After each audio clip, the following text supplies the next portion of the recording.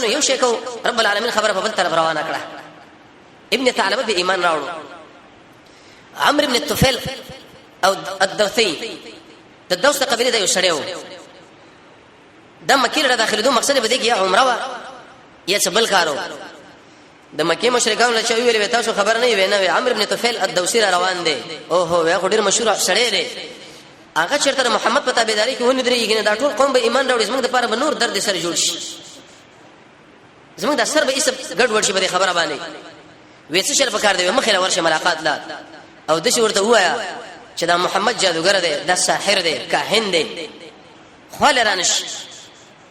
عمرو بن طفيل فرمای وېڅ چې کله راځم عمره مې وکړه رسول الله مې دلته تعقیب کې خلکو له مې ویل چې دا کوم انسان دی دغه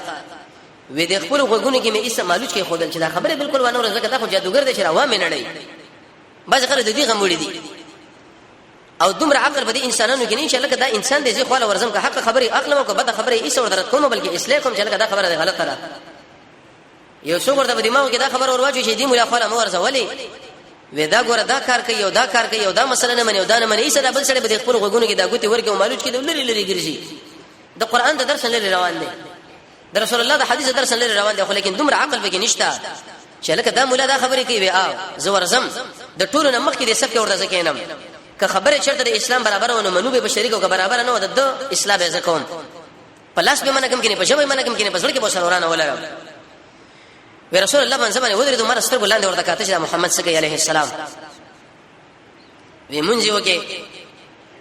چې کله مونږ کې وی اجر دې دا خبر رااله چې خواله ورشه د سوې د سړي وی خواله عالم وی ما ورته پښتنه وکړه چې داخله ستا باره کې و چې دا جادوګر دی ساحر دی منتری دی څه مقصد دی وی محمد رسول الله د ټکه مال قران شروع کی رسول الله کې څه اعمال و انسان چې کله څه اعمال په دای کې داغه به اثر په ملګرو باندې او کله چې دای په خپل خبره باندې عمل نه کوي د اثر په ملګرو نه ځکه دعوت دل سپک کوي نو بل چا به درنش نیک عمل کوي دای انسان به نیک عملونه وکي د دې وجه انسان کې چیرته وګړي چې الله مل استعداد د نیک اعمال راکې نو هغه به څه وکي یو دا چې ځان کې بس خاره ولي چیرته د نیکی کار غیله برازي دویم بزن کې تقوا راولي دریم د الله او د الله د رسول په خبرو باندې به یقین لري څلورم رب العالمین نه دعاګانې غواړي چې الله مال توفیق راکړي کې څه عمل پنځم د وخت د قدر په پیژني شپږم هغه اسباب به استعمالي شي په هغه باندې عمل قبليږي ووم دا منه چې واړو واړو امیدونه بلري اتم حلال خوراک بکې نه هم دا منه قول سديده حق وینا او لسم به دا خبره کوي چې مستقبل د اسلام د پاره دا کارونه چې کله انسان کوي الله بدله توفیق دکې څه عمل ورکي کې څه عمل سره ویل شي کې څه عمل دی نه شي ویل چې دا سړی هغه سړی دی عمل نه کې څه وي دا به کې څه عملي ابن کثیر لیکي کل عمل وافق الكتاب والسنه کوم عمل چې په قران او سنت باندې ثابت دي کوم ذکر چې په قران او سنت باندې ثابت دي کوم خیرات چې ثابت دي کوم منځ ثابت دي دغه ویل شي کې څه عمل وی رسول الله مال قران شروع کیو د قران دعوت هم دی رب العالمین فرمایي چې قران په دعوت باندې د انسان پر ځل کې اطمینان راشي خو انسان د الله د رضا لپاره قران لګینی د تقوا په نت باندې بکینی د قیامت هر بزان سره یاد ساتي وخت به ورته کوي د الله عظمت په ځړ کې لري د دنیا بیرغبتی قوي ایمان زړه په صفا کې یقین به کوي په قران باندې وکړي چې د مشکلات رسېږي باغې به صبر وی استزما په ځړ کې د قران را دننه شو چې را دننه شنو ما ورته ویلې چې یا رسول الله زه سره بیعت په ایمان باندې کوم او د ویل چې لا اله الا الله محمد رسول الله دم ایمان راوړ رب العالمین چې کله د ایمان نصیب کې زمنګ الله تعالی یو کیسه کرامت ورکړي کرامت دا منه د تندې د شرانا کوله سم لکه بجلی پړقېدو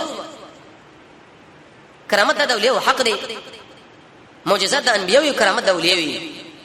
لیکن اول خبره دا کو چې ولی پیژنو دا ولی چاله ویل شو کرامت سمانه دا پښون کې سمانه د مر نور سبه سمانه ډیر انسانان دی ور بدنامه بچاو لګي لکه دغه مولا ډیر کښړې دي قران بیانې سنت بیانې خو لیکن دا د اولیاء او کرامتونه نه مني دا تلبیس کوي ورس ان شاء الله سیرت کې روان دي موږ دا خبره کوو چې اول دا ولی او پیژنه دا ولی څوک دی دغه ورس به کرامت او پیژنه د کرامت معنا کرامت د اولیاء دا په قران باندې ثابت دي مریم علیه السلام الله کې سره رزق ورکاو کوم انسان چې د اولیاء او د کرامت نه منکر شي دا سړی د قران نه منکر دی چې د قران نه منکر شي دا سړی به منه دی دا کافر دی دا خبره غلطه راځي د اولیاء او کرامت نه منم ورسره ان شاء الله دا خبره کو چې کرامت د اولیاء څه معنی هغه باندې خبره کیږي خو اول د ولی تعریف کوو د ارچا کرامت څوک نه مني د ولی کرامت مني ولی چاله ویل شي الله رب العزت قران کې دغه تعریف